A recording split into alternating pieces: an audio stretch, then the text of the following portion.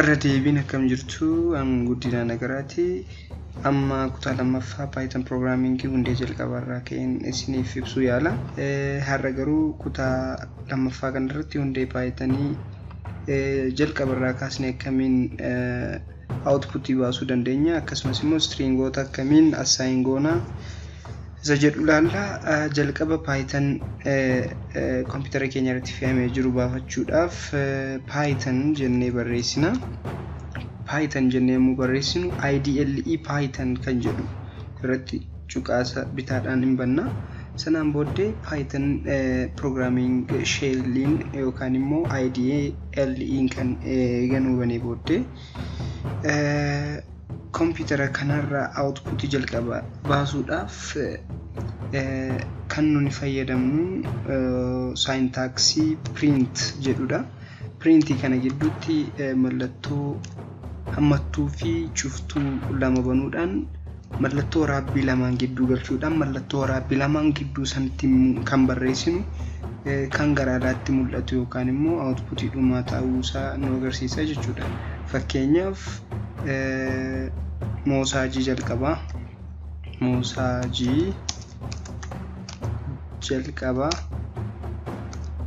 Python jennee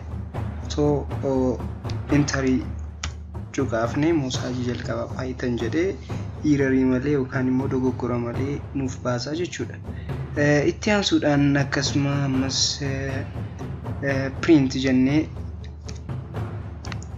mallattoo hammattuu bantuu fi mallattoo hammattuu cuftuu san banne gidduu ishiitti immoo mallattoo waraabbii lama gidduu barreeffamni nuyi barreessinu gara alaatti kan ba'u yookaan immoo end user yookaan immoo useritti kan mul'atu ta'uu isaa beekuu qabna.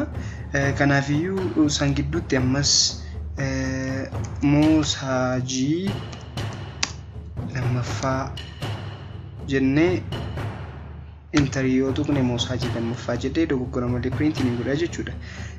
Kana malees barreeffama keessatti walirraa buutnee barreessuuf walitti dhiyeessine barreessuu mallattoo hammattuu gidduutti dandeenyus garuu irra caalaatti taabii fayyadamuu waan dandeenyuudhaaf printii kana keessatti print jennee maqaa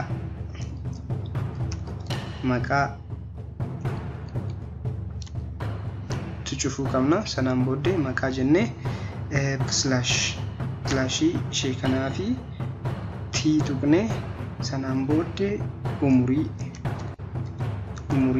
ammas slaashii t fi ganda kan jedhu fayyadamuu dandeenya.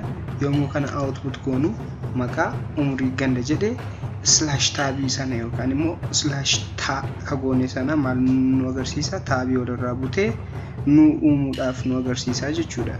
Akka kanaatti barreeffamoota walirraa bubbunnee ijaaruu dandeenya akkaataa hojii keenyaaf tolutti jechuudha.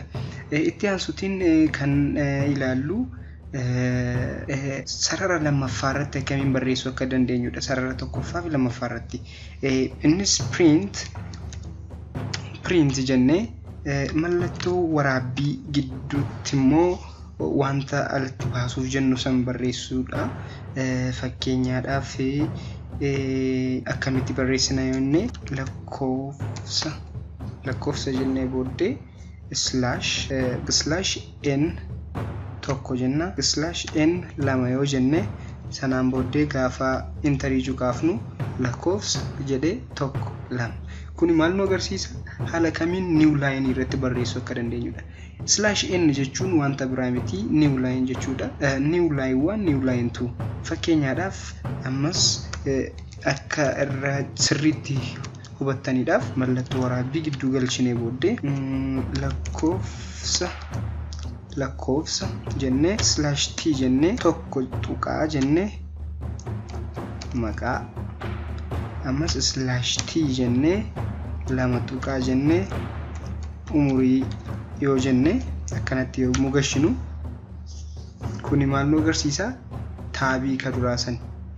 Ammas deebisnee taabii ka duraasanii bakkee /t gashine kana yoo /n galchine tokko maqaa lama umurii jedhee nu baasu tu irra jiraata jechuudha. Kanaafiyyuu print jennee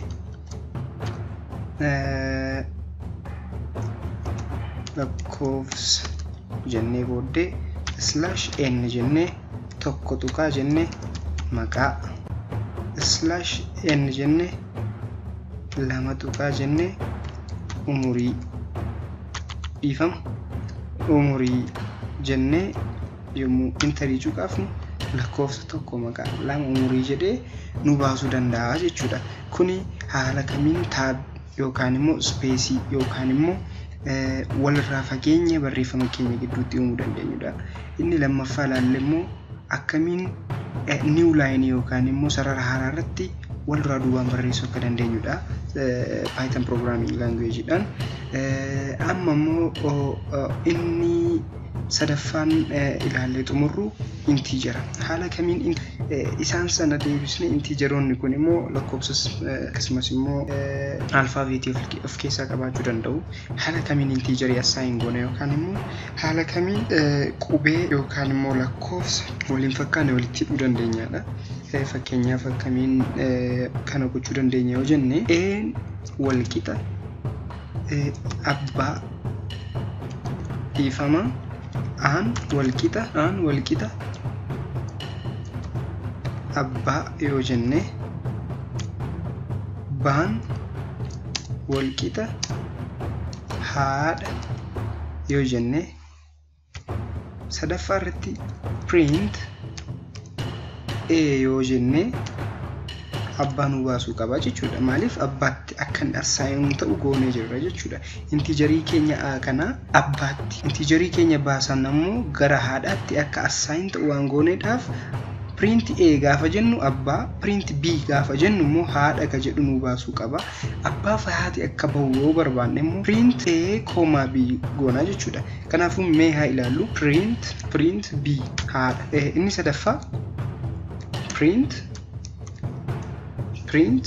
a, b abbaa haadha. Kanaafiyyuu barnoonni keenya har'aa kana fakkaata. Guyyaa har'aa kan ilaalle haala kamiin walirraa siqsuu dandeenya, haala kamiin sarara haaraa irratti barreessuu dandeenya, akkasumas immoo haala kamiin integerii assign gochuu akka dandeenyu barannee jirra. Kutaa sadaffaatti waan biraa qabadhee egaan isin dhiyaadhutti guddaa galatoomaa, isin jaalladha, nagaan tura. Like akkasumas subscribe gootanii mallattoo bilbilaa cuqaasuu hin dagatinaa. Viidiyoo hundumaa akkasiin beekamuudhaaf hagasitti dabalee nagaan tura isiniin jedha. Nagaatti.